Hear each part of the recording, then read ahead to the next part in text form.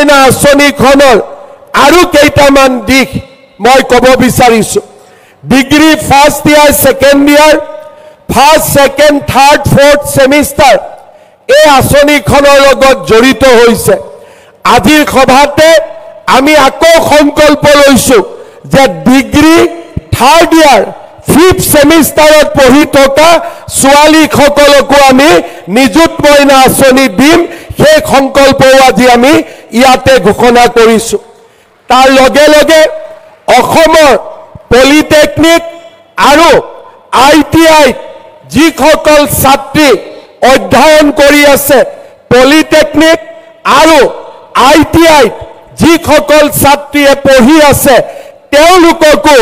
আমি নিযুত মইনা আঁচনি দিয়াৰ বাবে আমি সিদ্ধান্ত গ্ৰহণ কৰিছোঁ। ইয়াৰ ফলত নিযুত মইনা আঁচনিয়ে আৰু 1 লাখ কন্যা সন্তানক সামৰি ল'ব। আমি আমাৰ লক্ষ্য যেতিয়ালৈকে 10 লাখ ছোৱালীয়ে নিযুত মইনা আঁচনিৰ জৰিয়তে শিক্ষা গ্ৰহণৰ সুবিধা নাপাব, তেতিয়ালৈকে আমি আমাৰ লক্ষ্যত আগুৱাই গৈ থাকিম আৰু এই নিযুত মইনা আঁচনিৰ জৰিয়তে আমি এখন সুন্দৰ সমাজ নিৰ্মাণ কৰিম। আজি মই অনুভৱ কৰোঁ যে আমাৰ ছাত্ৰীসকলক আমি যিমান পুঁজি দিছোঁ সেয়া যথেষ্ট নহয়। কিন্তু অসমৰ দৰে দুখীয়া ৰাজ্য এখনত এফালে আমি বিকাশ কৰিব লাগিব, এফালে চৰকাৰে পুঁজি সংগ্ৰহ কৰিব লাগিব, দ্বিতীয়তে ইয়াৰ আমি সম্যক বিতৰণ কৰিব লাগিব। যেতিয়ালৈকে আমাৰ অসম শান্তিৰ অসম হৈ থাকিব, যেতিয়ালৈকে আমাৰ অসম সোণোৱালী হৈ থাকিব, যিখন অসমত উন্মাদনাৰ য'ত স্থান নাথাকিব, তেনে এখন সমাজ, তেনে এখন অসম দুপত দুপে আগবাঢ়ি যাব পাৰিব। আৰু আমি আমাৰ কন্যা সন্তান পুত্ৰ সন্তান সকলোৰে বাবে আমি নতুন নতুন চিন্তা আমি কৰিবলৈ সক্ষম হ'ম। এই বছৰত আমি আৰু 2টা নতুন আঁচনি আনিছোঁ। এটা হৈছে মেট্ৰিক পৰীক্ষা। যিসকল ছাত্ৰ ছাত্ৰীয়ে এই বছৰ মেট্ৰিক পৰীক্ষা দিব, তেওঁলোকে যাতে কিতাপ পত্ৰ কিনিব পাৰে, পৰীক্ষাৰ বাবে নিজক সাজু কৰিব পাৰে। 15 নৱেম্বৰৰ পৰা মেট্ৰিক পৰীক্ষা নোহোৱালৈকে আমি তেওঁলোকক মাহত 300 টকাকৈ তেওঁলোকৰ একাউণ্টত আমি দি যাম, যাতে কোনো এগৰাকী ল'ৰা ছোৱালীয়ে টকাৰ অভাৱত নোট এখন কিনিব নোৱাৰাকৈ থাকে, কিতাপ এখন কিনিব নোৱাৰাকৈ থাকে। আজি নিযুত মইনা আঁচনি পোৱা ছাত্ৰীসকলক মই কি দিম নকওঁ, ফেব্ৰুৱাৰী মাহত মই আপোনালোকক আৰু এটা উপহাৰ দিম, যিটো উপহাৰে আপোনালোকক পঢ়িবৰ বাবে আৰু বেছি উৎসাহিত কৰিব। আজি মই নকওঁ, সেয়া মই ফেব্ৰুৱাৰী মাহত আপোনালোকক নিজে নিযুত মইনা আঁচনিৰ লগত আৰু এটা ভাল উপহাৰ মই আপোনালোকলৈকে পঠাম, যাতে আমি সকলোৱে নিজৰ পঢ়া শুনাত আমি সকলোৱে ধৈৰ্য আৰু মনোযোগেৰে সৈতে আগবাঢ়ি গৈ থাকিব পাৰিম। আজি আমাৰ সমগ্ৰ অসমতে 3.5 লাখ ছাত্ৰীয়ে আমাৰ এই সভাত উপস্থিত আছে। মই 3টা পৰামৰ্শ দিম। আমাৰ অসমত এটা ধাৰণা আছে যে ঘৰত যদি ছোৱালী, সেই ছোৱালীক আমি সোনকালে বিয়া দিব লাগে। বহুতে ভাবে যে ছোৱালীক বিয়া দিলে আমাৰ দেউতাকসকলৰ এটা ডাঙৰ দায়িত্ব পালন হ'ব। মই বিশ্বাস কৰোঁ আজি আমাৰ অসমত সেই পৰিৱেশ সলনি হৈছে আৰু সলনি হ'ব। মই আমাৰ ছাত্ৰীসকলক অনুৰোধ কৰিম, দেউতাক মাক যেনেকৈ সলনি হ'ব, আমিও দেউতা মাক আমি বিশ্বাস দিব লাগিব যে আমিও আমাৰ ভাইৰ দৰে, আমিও আমাৰ ককাইৰ দৰে, আমিও ঘৰখনৰ শ্ৰীবৃদ্ধিত আমিও একোটা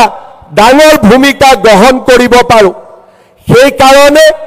আমি সদায় আমি আমাৰ পিতৃ মাতৃৰ প্ৰতি দায়বদ্ধ হৈ থাকিম জীৱনৰ সকলো মুহূৰ্ততে আমি মনত ৰাখিম যে মোৰ দেউতা আৰু মাৰ মৰমৰ বাবে মোৰ দেউতা মাৰ পৰিশ্ৰমৰ বাবে মই আজি কলেজত পঢ়িব সুবিধা পাইছো আৰু এই সুবিধা গ্ৰহণ কৰি মই নিজক একোটা সুস্থ আৰু নিজৰ ভৰিত থিয় হ'ব পৰা মানৱ সম্পদলৈ সৃষ্টি কৰিম আৰু মোৰ দেউতা মা মোৰ পৰিয়াল আৰু মোৰ সমাজখনৰ আগবাঢ়ি যোৱাত শ্ৰীবৃদ্ধি হোৱাত মই সহায় কৰিম মোৰ মৰমৰ ছাত্ৰীসকল এইখন আমাৰ অসম আমি বহু দূৰ আগুৱাই লৈ যাব পাৰোঁ এইখন অসমত আজি আমাক এটা পৰিৱেশ লাগে যি পৰিৱেশত আমি স্নেহৰ কথা ক'ব পাৰোঁ মৰমৰ কথা ক'ব পাৰোঁ এখন আত্মবিশ্বাসী ৰাজ্য হিচাপে আমাৰ ৰাজ্যখনক সৃষ্টি কৰিব পাৰোঁ আজি আমাৰ সমগ্ৰ অসম নেতিবাচক চিন্তাৰে পৰিপূৰ্ণ হৈ থাকে এছাম হতাশগ্ৰস্ত লোকে নেতিবাচক চিন্তাৰে সমাজখনকো হতাশগ্ৰস্ত কৰিব খোজে মই বিশ্বাস কৰোঁ সেই নেতিবাচক চিন্তাৰ বিপৰীতে আমি অসমত এছাম ইতিবাচক চিন্তা কৰা মানৱ সম্পদৰ আমি ধ্বজা আগুৱাই লৈ যাব লাগে আন্ধাৰ সকলোৱে দেখে কিন্তু আন্ধাৰৰ মাজত কোনোবাই যদি মিঠাতেলৰ চাকি এটাও জ্বলাব পাৰে সেইজনেই হৈছে আলোকৰ সন্ধানী সেইজনেই হৈছে ইতিবাচক চিন্তাৰ ধ্বজাবাহক আমাৰ চাৰিওফালে যদি নেতিবাচক চিন্তাই আমাক ব্যতিব্যস্ত কৰি তোলে তাৰ মাজতো আমি চাকিৰ পোহৰ বিলায়ো সমাজখনক আলোকিত কৰি ৰখাৰ বাবে আমি চেষ্টা কৰিম সেই সংকল্পও আমি নিশ্চয় গ্ৰহণ কৰিম তৃতীয়তে আজি আমি যিসকলে হায়াৰ ছেকেণ্ডাৰী পঢ়িছোঁ ডিগ্ৰী পঢ়িছোঁ আমি সকলোৱে সিদ্ধান্ত ল'ম যে শিক্ষা শেষ নকৰালৈকে আমি বিবাহত আবদ্ধ নহওঁ আমি শিক্ষা শেষ কৰি নিজকে আত্মবিশ্বাসী কৰি নিজৰ ভৰিৰ ওপৰত নিজে থিয় দি তাৰ পিছত আমি বিয়া কৰিম আৰু দেউতা মাক আমি গৌৰৱান্বিত কৰিম মই বিশ্বাস কৰোঁ যেতিয়া অসমত আন্ধাৰ হৈ থকা কেতিয়াবা যদি আন্ধাৰো হৈ থাকে আমাৰ ৰাজ্যখনত কেতিয়াবা যদি আমাৰ ৰাজ্যখন হতাশাৰে পৰিপূৰ্ণ হৈ থাকে কেতিয়াবা যদি আমাৰ ৰাজ্যখন কিবা কাৰণত বেদনাৰেও যদি পৰিপূৰ্ণ হৈ থাকে এই 3.5 লাখ ছাত্ৰীৰ উজ্জ্বল মুখ দেখি আমাৰ মনৰ মাজৰ পৰা হতাশা আঁতৰি যাব নেতিবাচক চিন্তা আঁতৰি যাব মমতা স্নেহৰ এক নতুন জলধাৰা সৃষ্টি হ'ব পুনৰ এবাৰ মই অসমৰ প্ৰতিগৰাকী নিযুত মইনা লাভ কৰা ছাত্ৰীকে মই আকৌ এবাৰ অভিনন্দন জনাইছোঁ আৰু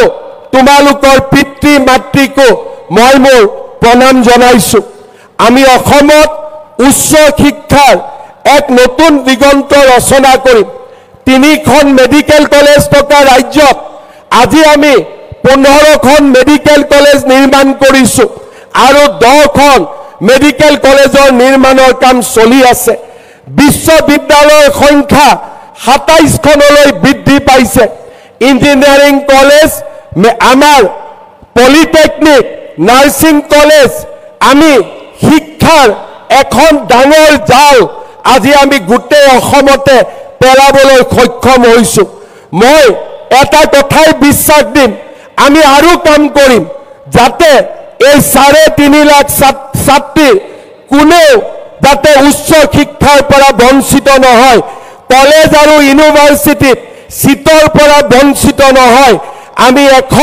তেনে এখন অসম নিৰ্মাণ কৰিম যিখন অসমত প্ৰতিগৰাকী ভাগিনে প্ৰতিগৰাকী ছাত্ৰীয়ে প্ৰতিগৰাকী ছাত্ৰই নিজৰ সপোনবিলাক পূৰণ কৰিবলৈ সক্ষম হ'ব। আজিৰ এই সুন্দৰ অনুষ্ঠানৰ বাবে মই অসম চৰকাৰৰ শিক্ষামন্ত্ৰী ৰণোজ পেগু ডাঙৰীয়া আৰু শিক্ষা বিভাগক আকৌ এবাৰ অভিনন্দন জনাইছোঁ। নিযুত মইনা আঁচনিৰ ধন আজি আমি